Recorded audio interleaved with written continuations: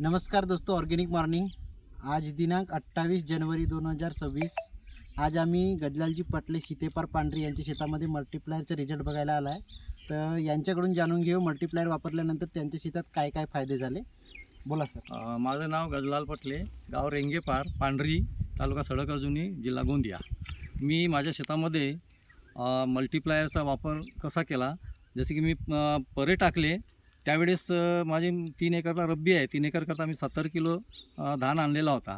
ते 10 किलोची एक बॅग होती। तर 10 किलो बॅगमागे 100 ग्राम हा मल्टीप्लायर, अशाप्रमाणे 7 बॅग आम्ही एका ठिकाणी पूर्ण ढीक केला आणि 700 ग्राम मल्टीप्लायर पाण्यामध्ये भिजवून धानांना पूर्ण कोटिंग केली, त्यामुळे धान पूर्ण असं काळा झालेला होता। आणि ते धान आम्ही मग बांधीत फेकला। त्याच्यानंतर झिल्ली वगैरे टाकून मग पाणी दिला। आज माझी खारी 25 दिवसाची झालेली आहे आणि 25 दिवसामध्ये मी रोवणं सुरू केलेलं आहे। आजूबाजूला लोकांचे 1.5 महिन्याचे खार आहेत, पण अजून त्याचं रोवणं सुरू झालेलं नाही। म्हणजे एवढा चांगला रिझल्ट आपल्याला मिळालेला आहे। आता मी रोवणं सुरू केलेलं आहे आणि खार खोदणं सुरू आहे। आता रोवताना मी ही खार जी आहे, ह्या खारीला ह्या मल्टीप्लायरचं पाणी बनवलेलं आहे आणि त्याच्यामध्ये असं डुबवून बांधीमध्ये जाऊन आम्ही असं ठेवत जातो।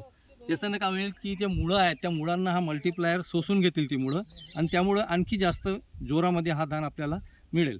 त्याच्यानंतर मग आम्ही धान थोडंसं जड्या लागल्या तर परत मल्टीप्लायर आणि जे काही रासायनिक खत आहे ते मिक्स करून त्याला टाकणार आहोत। तुम्हाला काही उत्तम परिणाम वाटला का रिझल्ट? खूप चांगला परिणाम आहे, कारण की आता तुमच्या समोर ही खार दिसत आहे, एवढी एकदम हिरवी खार आहे आणि चांगल्या आता रोवणं लावण्याजोगती खार आहे फक्त।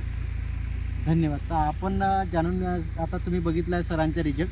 तर सरांनी मल्टीप्लायरचा वापर केला आहे, त्याप्रमाणे तुम्ही पण सर्व शेतकऱ्यांना सांगू इच्छितो की आपण पण मल्टीप्लायरचा वापर करा। धन्यवाद।